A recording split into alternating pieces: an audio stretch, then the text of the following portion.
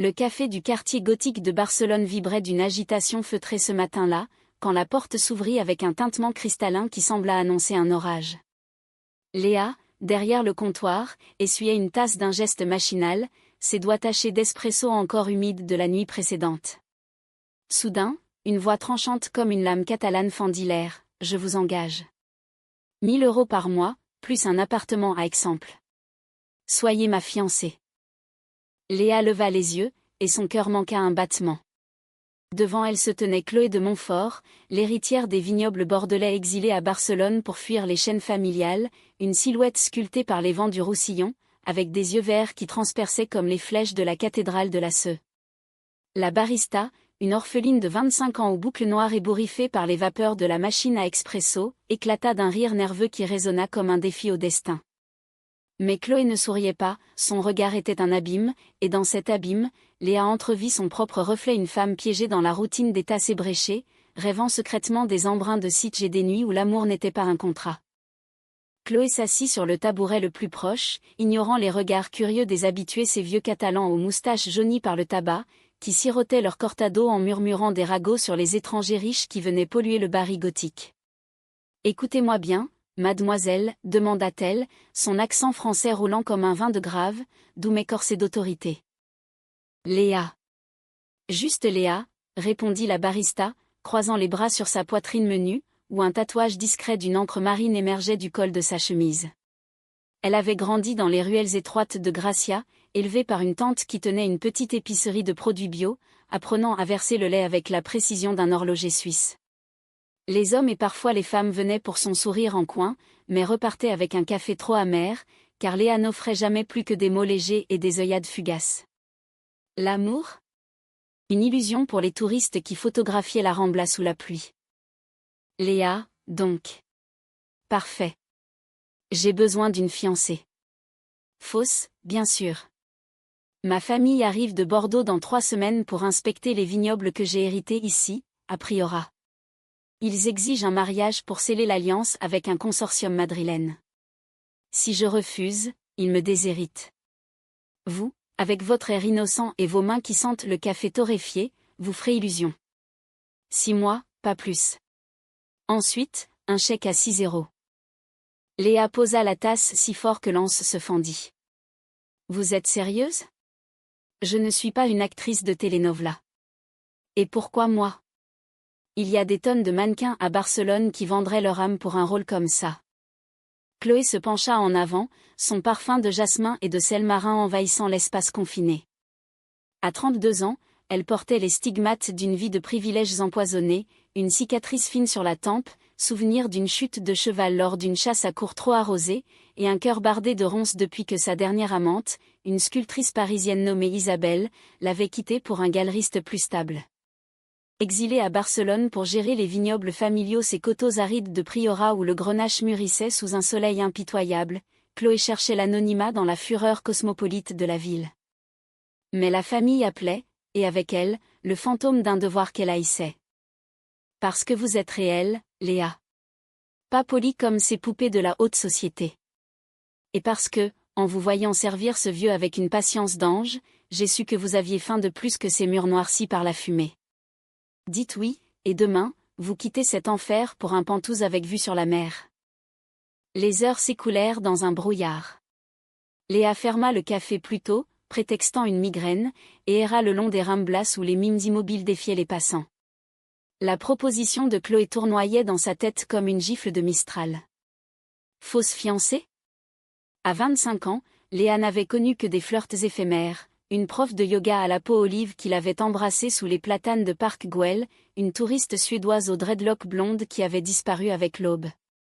Jamais rien de profond, car au fond, elle se terrait dans la peur d'être vue vraiment vue, avec ses doutes et ses cicatrices invisibles, comme celles laissées par la mort de sa mère, emportée par un cancer quand elle n'avait que 16 ans. Le lendemain, sous un ciel plombé de sirocco, Léa se présenta au Café des Arts, un établissement chic de l'Exemple où Chloé l'attendait, flanqué d'un avocat aux lunettes cerclées d'or. Le contrat était un chef-d'œuvre de cynisme, clause sur les baisers publics, limitée à 3 par semaine, interdiction de toute intimité réelle, sauf pour la crédibilité, et une pénalité de 50 000 € en cas de rupture prématurée. Léa signa d'une main tremblante, son cœur cognant comme un tambour de flamenco. Les jours suivants furent un tourbillon. Chloé l'emmena chez un styliste de la Passaic de Gracia, où Léa, maladroite dans des escarpins à talons aiguilles, se transforma en une vision de grâce bohème, robe en lin blanc qui dansait autour de ses chevilles, bijoux en corail catalan qui soulignaient la courbe de son cou. Elles répétèrent leur rôle dans le penthouse de Chloé, un écrin de marbre et de verre perché au-dessus de la diagonale, avec des baies vitrées donnant sur les flèches irrégulières de la Sagrada Familia. Souriez plus, Léa. Et quand je vous touche l'épaule, penchez-vous comme si mon souffle était votre oxygène, instruisait Chloé, ses doigts effleurant la peau de la barista avec une précision chirurgicale. Mais sous les répétitions, des fissures apparurent. Une nuit, après une séance où Chloé avait simulé un baiser lèvres effleurées, pas plus, Léa s'effondra sur le canapé en velours, les larmes coulant comme un vin versé. Pourquoi moi, vraiment? Vous pourriez payer n'importe qui.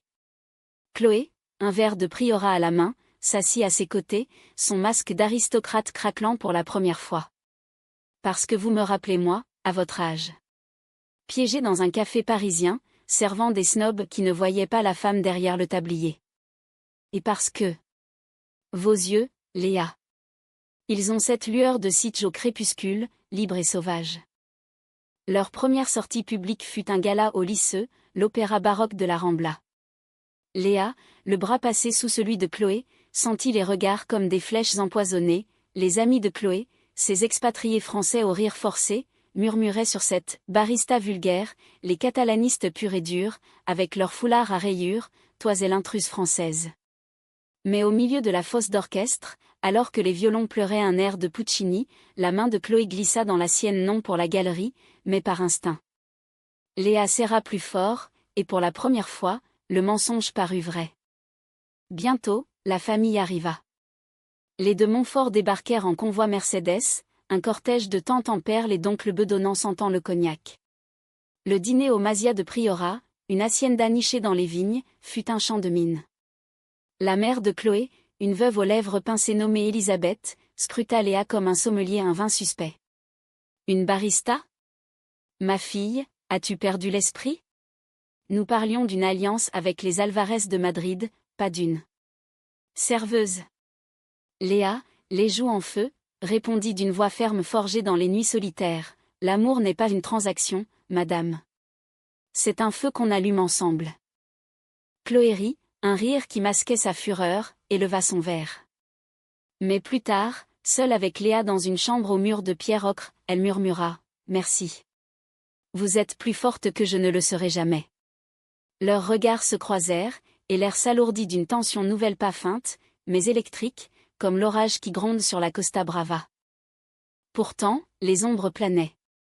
Léa avait omis de dire qu'elle avait d'un passé, une ex, une danseuse de flamenco nommée Sofia, qui l'avait trahie en vendant leurs secrets intimes à un tabloïd local pour payer ses dettes.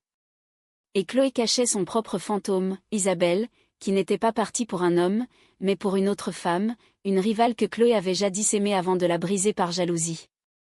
Le contrat, censé être une armure, devenait une prison où les cœurs battaient à l'unisson, malgré eux. Au fil des semaines, les baisers simulés s'allongèrent. Une promenade sur la plage de Barceloneta, où le sable chocolait à leurs pieds nus, vit Chloé enlacer la taille de Léa pour de vrai, prétextant un paparazzi imaginaire. Vous sentez bon la mer et le café, souffla-t-elle, et Léa, le cœur en déroute, osa un effleurement de lèvres fugaces, mais suffisant pour embraser l'horizon. Le conflit couva lors d'une fête à Montserrat, où les moines chantaient des grégoriens sous les pics dentelés. Un cousin de Chloé, un playboy madrilène aux yeux porcins, cornera Léa dans un jardin de lavande. Tu n'es qu'une gold digger, petite. Chloé mérite mieux qu'une lesbienne de bas étage. Les mots la giflèrent, ravivant le souvenir de Sofia, qui l'avait traitée de la même façon avant de la trahir. Léa rentra en larmes, et ce soir-là, elle confronta Chloé. Est-ce que c'est vrai? Suis-je juste un pion dans votre jeu? Chloé, blessée par l'accusation, explosa. Vous pensez que je suis comme eux? Que je vous utilise vraiment? La dispute s'enflamma, mots acérés comme des couteaux de manche d'olivier, jusqu'à ce que Chloé avoue. J'ai peur, Léa. Peur de vous aimer pour de vrai, parce que la dernière fois, j'ai tout détruit. Elles s'effondrèrent en pleurs, enlacées sur le sol de marbre, et dans ce chaos, un baiser naquit pas fin, mais vorace, salé de larmes et de promesses brisées. Les jours suivants furent une danse sur le fil du rasoir. Le contrat, ce papier froid signé dans la moiteur d'un café, semblait maintenant un voile transparent entre elles. Léa quitta son ancien emploi, s'installant pleinement dans le Penthouse où les matins s'ouvraient sur des petits déjeuners de churros et de confitures artisanales, partagés en silence complice. Chloé, libérée des répétitions forcées, commença à partager des fragments de son âme, des poèmes de Verlaine qu'elle récitait en arpentant les allées du marché de la Boqueria, des confidences sur les vignes de Priorat où elle avait appris à greffer des cèpes comme on suture des blessures. « Regardez, Léa, ce grenache-là. Il pousse contre le vent, comme nous, dit-elle un après-midi, agenouillée dans la terre rouge, ses mains aristocratiques noircies de sève. » Léa, en jean effiloché et chemisier loose, rit doucement, mais son cœur se serrait. Elle avait vu les photos d'Isabelle sur l'iPad de Chloé, une femme aux courbes sculpturales, aux yeux d'ambre, posant devant une toile abstraite. « Étais-tu heureuse avec elle ?» demanda-t-elle un soir, alors qu'elle dînait de paella aux fruits de mer sur la terrasse, les lumières de la ville scintillant comme des lucioles. Chloé hésita, son verre de Tempranillo suspendu. « Heureuse ?» C'était une tempête. Passionnée, destructrice. Elle m'a appris à aimer sans chaîne, mais j'ai tout gâché par possessivité. Quand elle m'a quittée pour Camille, une conservatrice de musée, stable et douce, j'ai failli me noyer dans le vin. C'est pour ça que je suis venue ici, à Barcelone, cette ville qui respire la liberté gaudiesque, loin des salons étouffants de Bordeaux. Ses yeux verts s'embuèrent, et Léa, impulsivement, posa sa main sur la sienne. Je ne suis pas elle. Et je ne veux pas être un remède temporaire. Leur romance naissante fleurit en secret, des escapades à Sitges, ce village arc-en-ciel où les vagues léchaient les falaises roses, et où elle marchait main dans la main sans craindre les jugements. Léa apprit à Chloé les pas de Sardane, cette danse circulaire catalane où les corps se lient en un cercle infini, symbole d'unité face à l'oppression. « Tourne avec moi, comme si le monde n'existait pas », murmurait Léa, et Chloé, maladroite mais rayonnante, tournoyait, ses rires se mêlant au bruit des castagnettes. Mais le passé, ce traître insidieux, rôdait. Sophia, l'ex de Léa, réapparut comme un fantôme lors d'une exposition au Macba. La danseuse, aux hanches ondulantes et aux yeux noirs comme l'obsidienne, s'approcha d'elle lors du vernissage, un verre de cava à la main. « Léa, ma belle. Toujours à servir les riches ? Et avec une Française, en plus. Ça doit être exotique. » Son ton suintait le venin, et Léa sentit la bile monter. Sophia avait été sa première grande douleur, elle s'était aimée dans les studios de flamenco du Poble Sec, corps entrelacés au rythme des guitares gitanes, jusqu'à ce que Sophia, endettée par une addiction au jeu, vende leurs lettres d'amour à un journal People pour 5 000 €. « Va-t'en » siffla Léa, mais Sophia ricana, « dis à ta bourgeoise que je sais tout. Sur le contrat. Sur le mensonge. » Chloé, sentant la tempête, entraîna Léa dehors, dans les rues pluvieuses de Laval. « Qui était ce ?» demanda-t-elle, essuyant une mèche mouillée du front de la barista. Léa craqua, avouant tout, la trahison, la honte publique, les nuits où elle s'était cachée dans son petit appartement de Gracia, jurant de ne plus jamais s'ouvrir. « Je suis brisée, Chloé. Et toi, avec ton monde de cristal, tu ne mérites pas mes éclats. » Au lieu de fuir, Chloé l'embrassa sous la pluie torrentielle, un baiser qui goûtait l'orage et le sel des larmes. « Nous sommes toutes les deux brisées, ma chérie. C'est ce qui nous rend belles. » Elles rentrèrent, trempées jusqu'aux os, et pour la première fois, franchirent la ligne du contrat, une nuit d'amour lente, exploratrice, où les corps se découvrirent comme des vignes entrelacées, tendres et urgentes.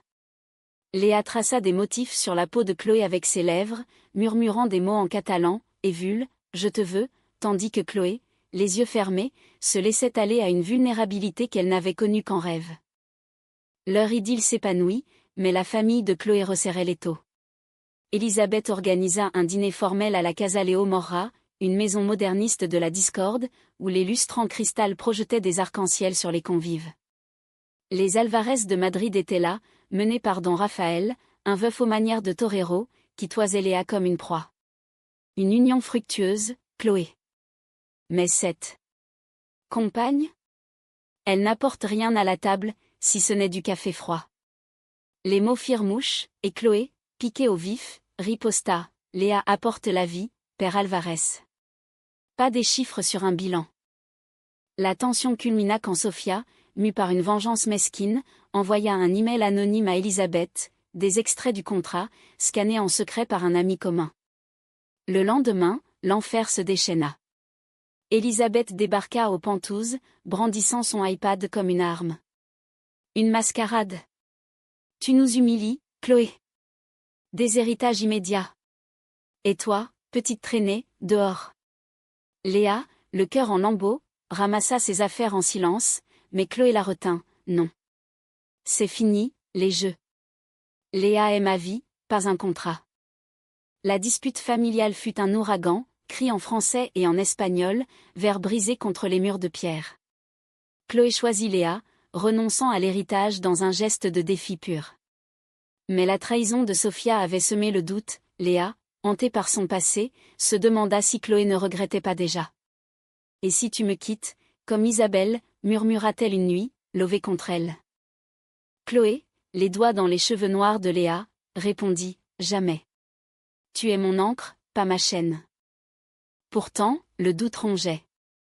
Léa, revenue à son ancien café par fierté blessée, reçut une visite inattendue. Isabelle, l'ex de Chloé, en villégiature à Barcelone pour une expo. La sculptrice, aux traits ciselés par les ans, offrit un café et des mots doux amers. « Chloé t'aime, je le sais. Mais elle a une ombre en elle, une peur de l'abandon qui la pousse à tout contrôler. Si tu pars maintenant, tu sauves ton cœur. » Les graines du conflit germèrent lors d'une escapade à Cadaqués, ce village d'Alignien aux eaux turquoises. Là, sous les pins parasols, Chloé proposa de rompre le contrat officiellement, mais en y ajoutant une clause secrète, un engagement réel, un anneau en or catalan gravé de leurs initiales. Léa, émue, accepta, mais Sofia, traquant leur bonheur, posta des photos volées sur un forum People, l'héritière et sa barista, amour ou arnaque. Le scandale éclata comme une bouteille de cava débouchée trop fort. Les journaux de Barcelone titrèrent « Fausse fiancée ou vrai scandale ?» La famille coupa les vivres, les amis désertèrent, et Léa, accusée publiquement d'escroquerie, vit son passé ressurgir en une vague de haine en ligne. Salope opportuniste, lisait-on dans les commentaires, écho de la trahison de Sofia. La tempête médiatique balaya Barcelone comme un sirocco chargé de sable. Léa, barricadée dans le petit appartement de Gracia qu'elle avait récupéré, fixait son téléphone où les notifications pleuvaient comme des insultes. Les photos volées lors de leur pique-nique à Tibidabo, Chloé riant aux éclats avec une miche de pain aux figues était maintenant légendée de sarcasme, la barista qui a ferré la riche française. Sofia, cette vipère au venin lent, avait orchestré le tout depuis un bar du Born, son sourire carnassier reflété dans l'écran d'un laptop volé. Chloé, de son côté, affrontait l'exil familial avec une dignité de tragédienne racinienne. Elisabeth avait rappelé les valises de Bordeaux, coupant les comptes et les invitations, la reléguant au rang de paria.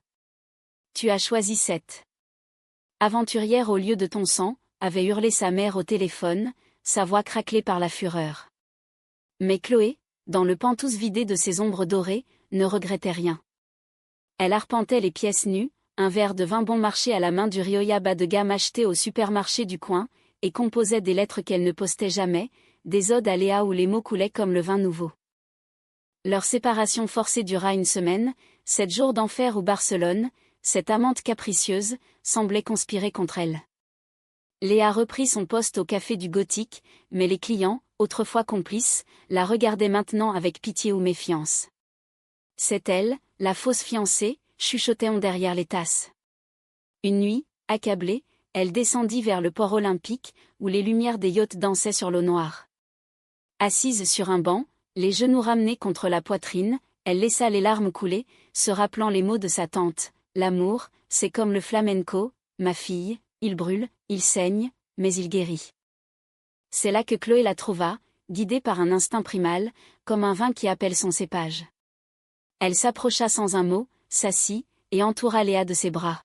« J'ai vendu les bijoux de famille. Pas pour l'argent, mais pour nous acheter du temps. Viens, rentrons. Ensemble. » Léa, brisée mais revigorée, se blottit contre elle, inhalant ce parfum de jasmin fané par la mer. Elles marchèrent jusqu'à l'appartement de Gracia, main dans la main, ignorant les flashs sporadiques des curieux. Le pardon fut lent, comme un lever de soleil sur la Costa Dorada. Léa confronta Sofia lors d'une représentation au Tablao de Carmen, un tablao légendaire du quartier. La danseuse, en robe rouge sang, virevoltait au milieu des applaudissements, mais Léa l'attendait en coulisses, les poings serrés. Pourquoi? Pour de l'argent? Pour me voir ramper? Sofia, essoufflée, essuya la sueur de son front.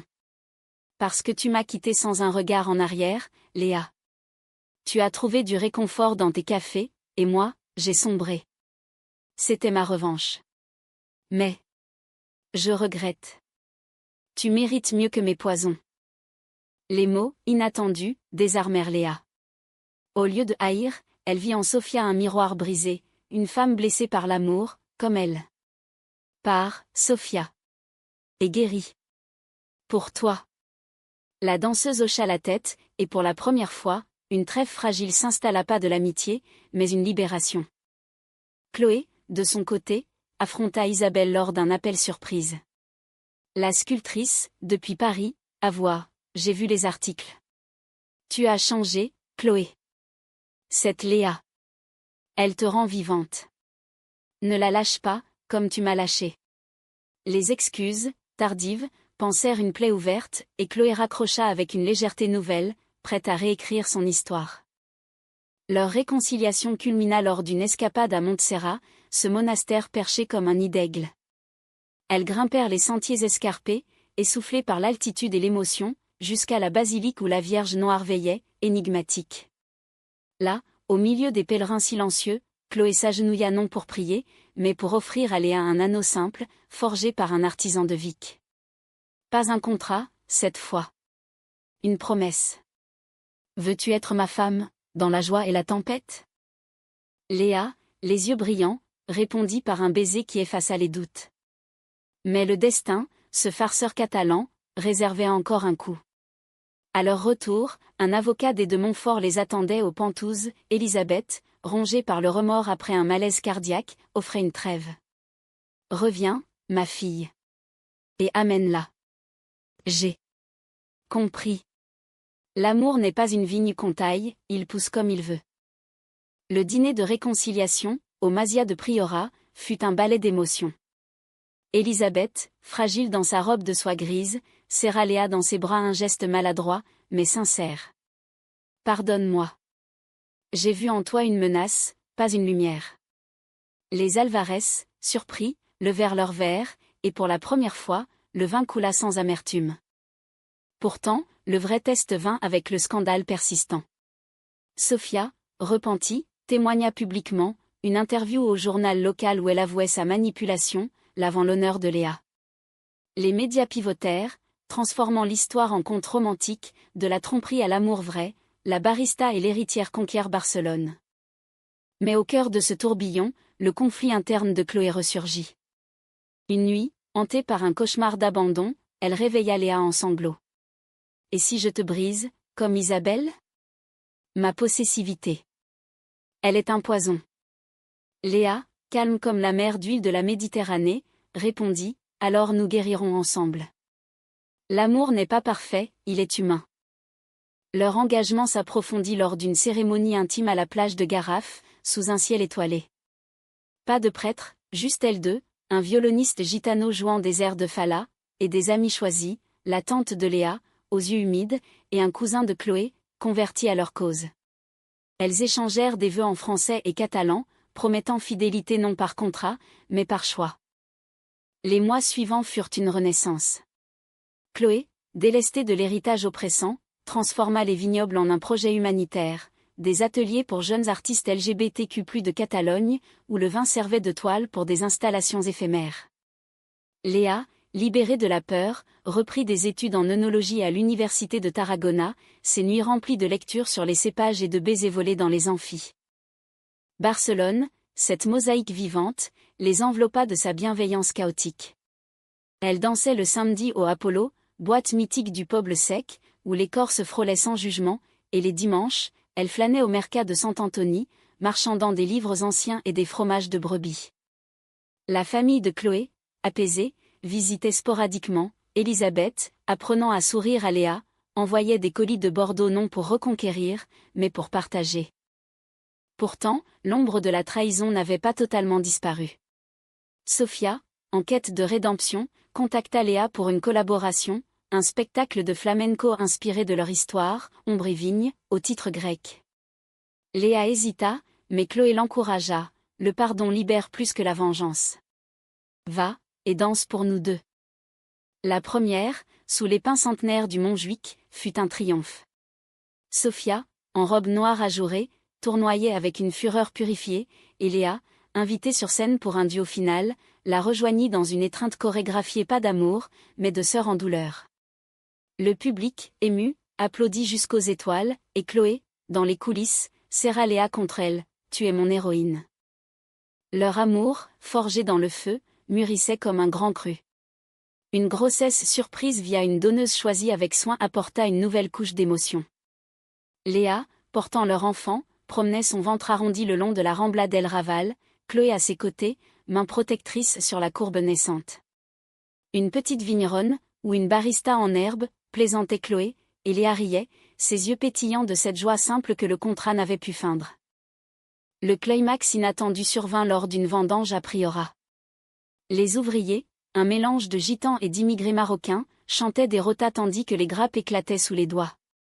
Chloé, perchée sur un escabeau, cueillait avec ardeur quand un orage éclata, un de ces déluges bibliques qui transforment les coteaux en rivières boueuses. Léa, en bas, cria « Descends !»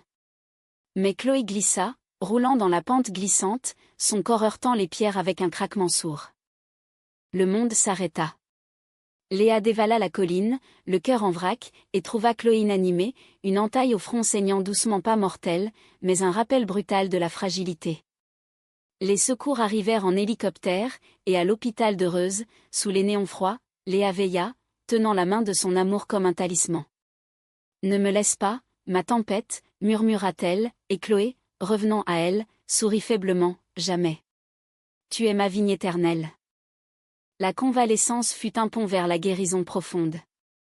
Élisabeth vola de Bordeaux, cette fois pour serrer sa fille dans ses bras, et pour la première fois, embrasser le ventre de Léa. Un petit-fils. Ou une petite fille. Pour réparer ce que j'ai brisé. Les Alvarez, invités à la chambre, apportèrent des fleurs de lys, symbole de pardon en Espagne. Le scandale, jadis destructeur, se mua en légende.